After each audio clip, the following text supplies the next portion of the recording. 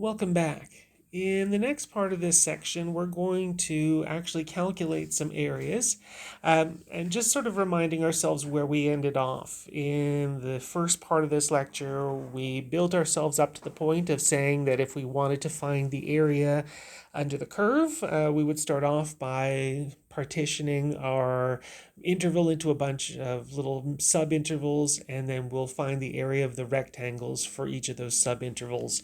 And we'd said that for this class, for Math 100, when we're choosing the heights of our rectangles, we would either be choosing either the left endpoints or the right endpoints, and we'll tell you which we'd like you to use.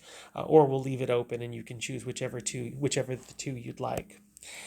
So just so we have this ready to go, if you're looking at using the left endpoints, then you'd start off with the left endpoint being your first one that you choose, which is A, the beginning of your interval, and then at each time you're going up by delta x, because that's the width of our each rectangle. So you'll start off with A and A plus delta x and A plus 2 times delta x, all the way up to A plus n minus 1 times delta x. So if I wanted to write all these endpoints in terms of I, with I going from 1 to n, in other words, if I wanted to write it in a way that I could use for my summations, then my left endpoint could be written in that form of it's A plus I minus 1 times delta x. So for the first endpoint, when I is 1, you have A plus 0 times delta x, you get A. For the next interval, when I is 2, you'd have A plus 2 minus 1 times delta x, that gets you your second endpoint, and so on.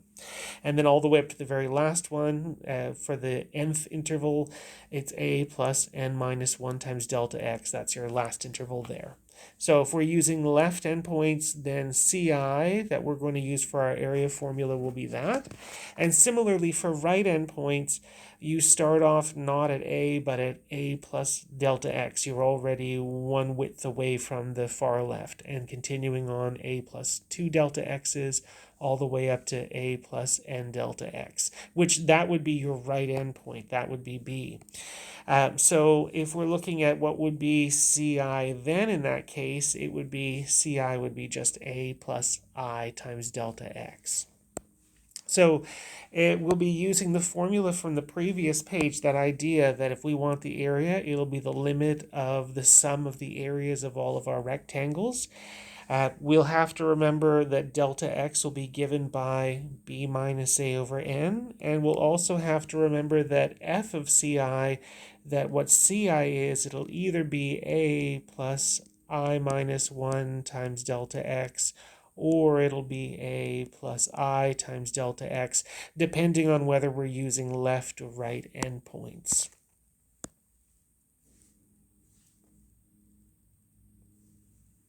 So let's do this. Let's use limits to find the area between y equals x squared and the x-axis on the interval from 0 to 1. And of course, we know that we're okay to use our rectangles to do this because we know y equals x squared.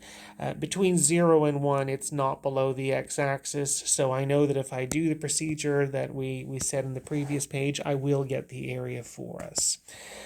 So I'm going to start off by saying what delta x is, and delta x, of course, that's b minus a over n, the difference between our endpoints for our interval, so 1 minus 0 over n, or in other words, my width of each width of each subinterval will be 1 over n.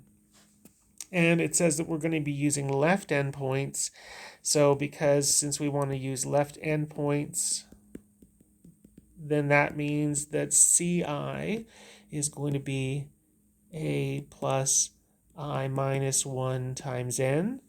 A plus I minus 1 times delta X, rather. A here, that's the beginning of our interval. B is the end. So here A is 0. And delta X we've already figured out was 1 over n. So if I were to just clean that up, CI is really just I minus 1 over n.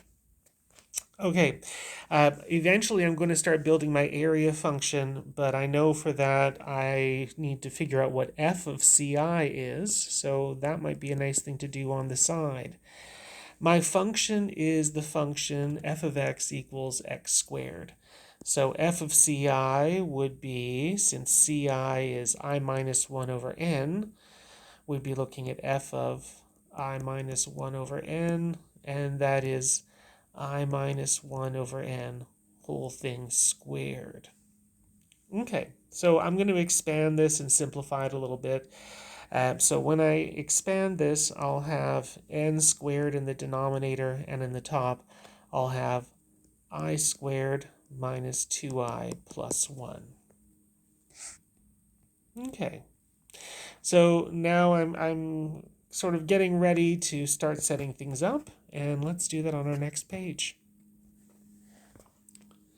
So I know that AN, the area of n rectangles, that would be the sum from 1 to n of f of ci times delta x. And we know what those both are now.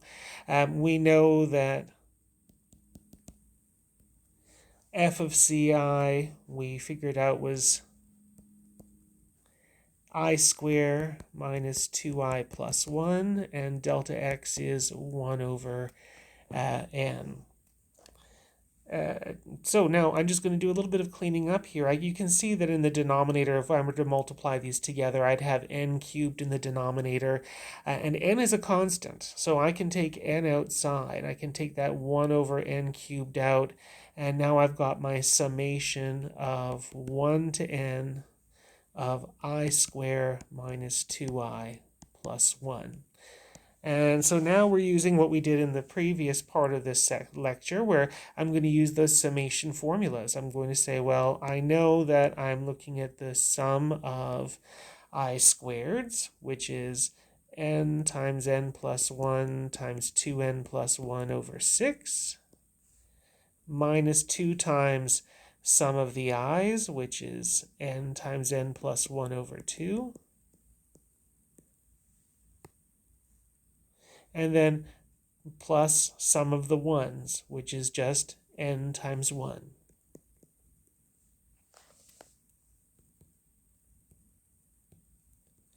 Okay, so I'm going to do a little bit of cleaning things up here, and I'll just expand the top a little bit. So if you were to expand n plus 1, 2n plus 1, you would have 2n cubed 3n squared plus n. And for the second one, the 2 and the 2 will cancel. That'll give me n squared.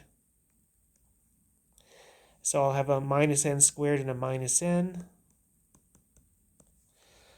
And then, of course, I'll have that plus n.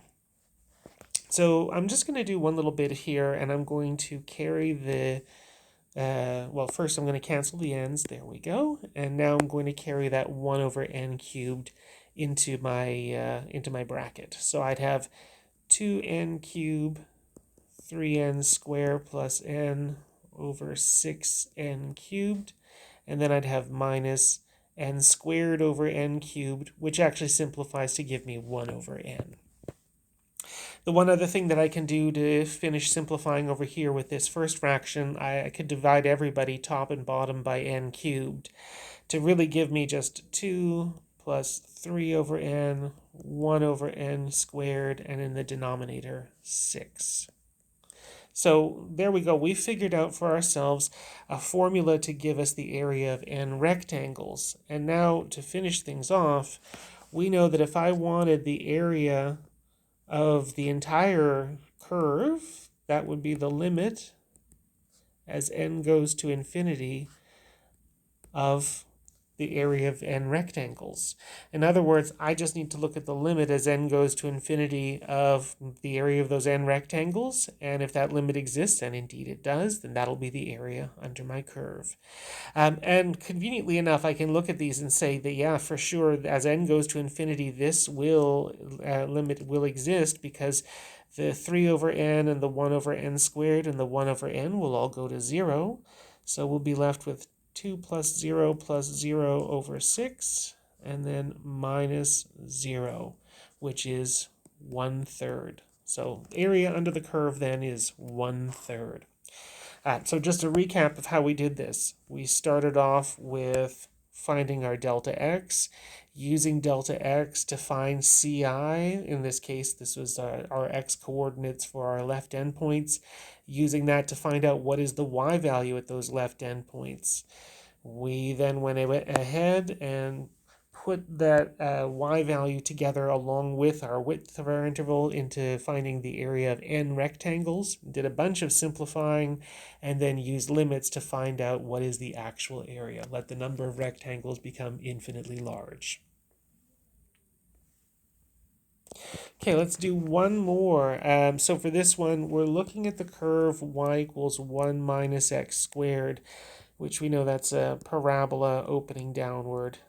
And it crosses the x-axis at -1 and 1. So when I say find the area between y equals 1 minus x squared and the x-axis, I'm kind of really saying here that the interval is from -1 to 1. I just didn't explicitly tell us that. So now I know what I need to do. I need to start off, same as before, finding delta x, finding ci, and then doing all the usual lovely business. So starting with our delta x is just our difference between our endpoints divided by n, so 1 minus -1 over n, which is 2 over n. And the next thing is we are using right endpoints for each subinterval, so I know that when I'm looking for ci, that is our left endpoint of our big interval, plus I times delta x. And in this case, a is -1, and I times delta x is 2I over n. Okay, so first part's taken care of. We figured out what our right endpoints are. We know our width of each subinterval. So now let's find out what is f of ci. So our function f of x is 1 minus x squared. So f of ci is 1 minus ci squared. So 1 minus all of that squared. -1 plus 2I over n all squared. And so if I expand that, I'll have 1, I'll have minus 4I over n, I'll have plus 4I squared over n squared. And when I carry that minus through, the 1 minus 1 will be gone, and I'll just have for myself positive 4I over n, and then minus 4I squared over n squared.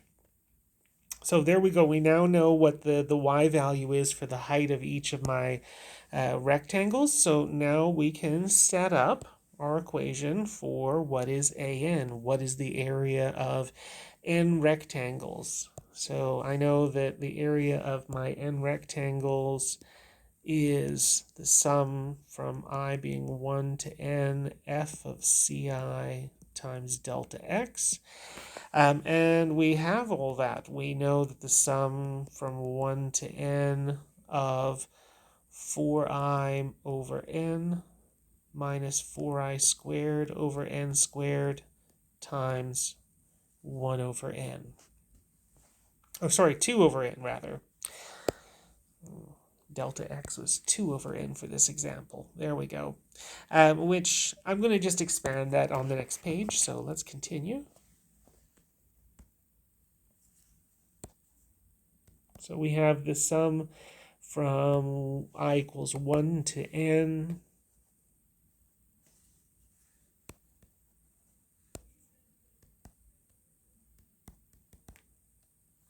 and it's of, now if I multiplied the 2 over n into the bracket, you have 8I over n squared, and then minus 8I squared over n cubed. And now I'm going to just do the usual summation business. Again, going term by term, I'll take the constant multiple outside, 8 over n squared, and then times sum of the i's, which is n times n plus 1 over 2. and then take our constant multiple outside, 8 over n cubed, and then multiply by the sum of the I squareds, which is n times n plus 1 times 2n plus 1 over 6.